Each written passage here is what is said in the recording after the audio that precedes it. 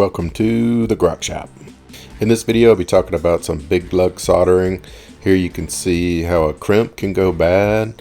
This was crimped by the guy I bought my golf cart batteries from, and you can see it was actually crimped. They didn't forget to crimp it, it just was not properly crimped. So clearly good crimps are fine. If you have a good crimp tool and you need a good crimp tool, that's great. You just have to be mindful when you do the crimp.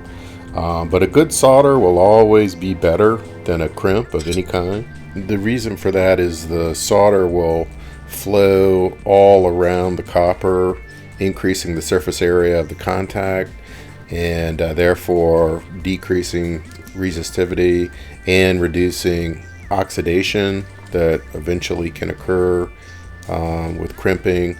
And of course it alleviates this problem of a bad crimp pulling loose. Since almost all the soldering that I've ever done has been on low gauge wire, this is a little bit of a learning curve for me, but I think other people can learn from the experience I had here. So with small gauge electrical wire, I usually use a rosin liquid flux, and it works great for that purpose.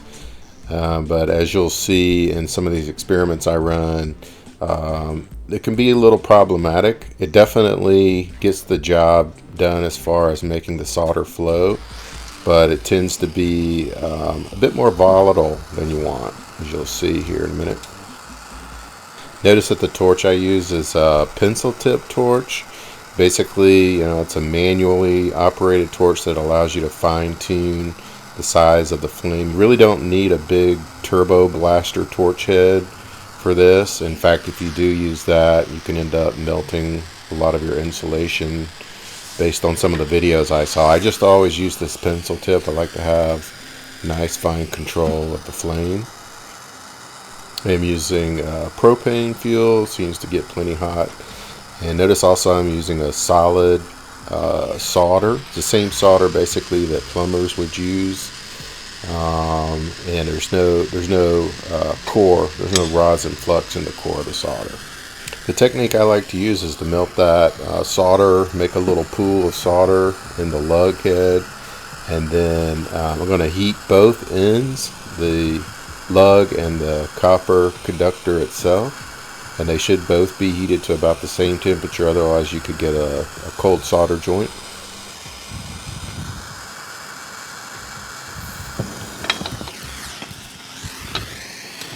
So yeah, I got a good fireball here. I mean, the problem again is going back to this liquid rosin flux, which is great because it wicks up into all the fine wires in the middle really well. But as you can see, it just doesn't seem to be thermally compatible with the levels of heat that the torch generates.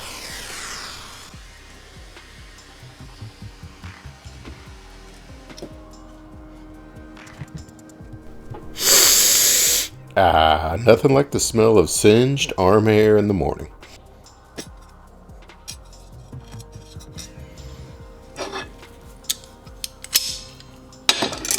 So yeah, the fireball made me pull the conductor out and put it back in and reheat. And so that's really not a good joint. I'll end up redoing this one later. You may want to clean rosin off with acetone or flux cleaner, or you could just Dremel off the flux as well as the oxidation. Usually the heat that you apply will generate some oxidation.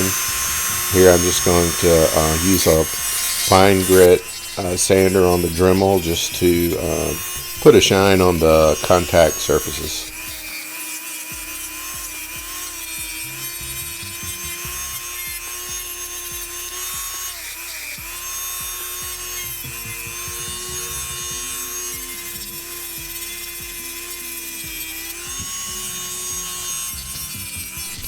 Okay, I may have done a little more than the contact surfaces, but hey, it's easy to get carried away with these things.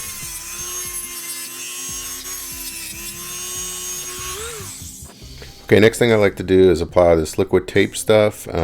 It dries really fast, and it's one way to prevent any air from getting in between the conductor's insulator and the lug. As you can see, I got a pretty tight gap there already, and that's usually a good idea, to not leave much of a gap. But then use this tape just to get a good tight seal all the way around. Then I'll add on some heat shrink, and this is adhesive heat shrink, and put the final seal on it. And I'll put some links to all this stuff below in the description.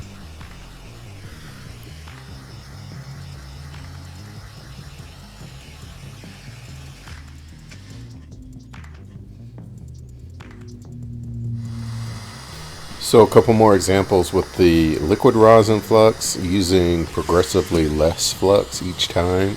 This is about half as much flux as I used on that red cable earlier. So you can see it's a little bit better, but still problematic.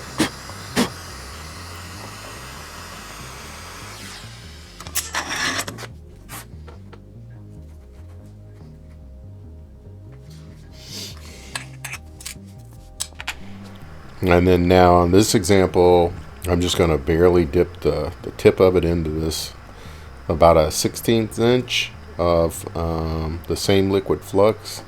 Got a short cable, so I'm using this vice grip here to hold it.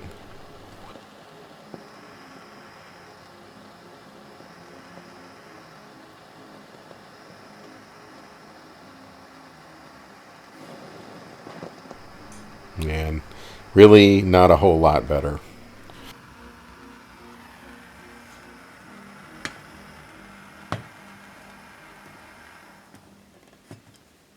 So ultimately ended up getting some rosin paste flux, and note this is definitely not the acid based paste flux that the plumbers use.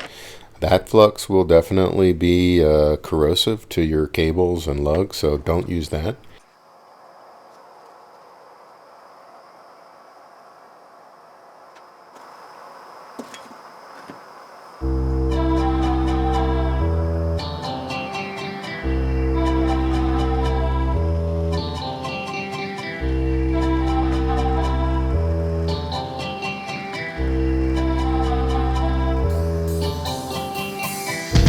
I remember those days, little kid chillin' out, play with my toys. Pokemon villains, gotta tame them boys. Build friendships, but I had to let go. Growing up quick. So yeah, no combustion, no solder bubble over. Think I'll be doing it that way. Now, what soldering shootout would be complete without some cutaways?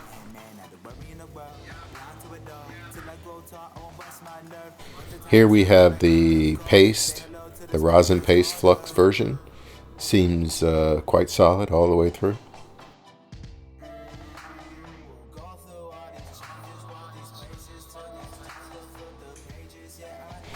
And then due to the combustion causing the bubbling of the solder, I know this is the side that I use the liquid solder on. And also very good. I mean, it's definitely seems to work. There's a little bit of a hole there on one side, but I think it would definitely stand up to any crimp joint. So you might wonder, why not just apply the solder to the gap method after heating both up? And normally you would think that's the proper way to do it, to get them both at the same temperature. The reason I didn't choose to do it this way is because I noticed since the cable has to heat up more slowly, that a lot of the flux and the solder will tend to travel up the cable and beyond where the lug is, and I'll show what that looks like here in a second.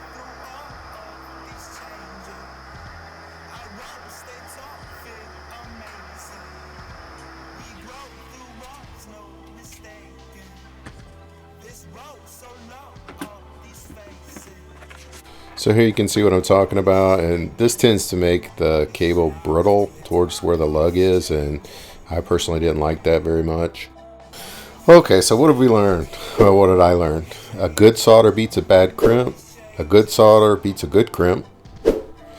Use solid lead-free solder, and use a tiny amount of rosin paste flux. Use a pencil tip propane torch, and don't breathe in the rosin flux fumes. They are toxic. That's how it's done. Thanks for watching. Go through all these changes, what these faces took. I have to flip the pages, yeah, I know this.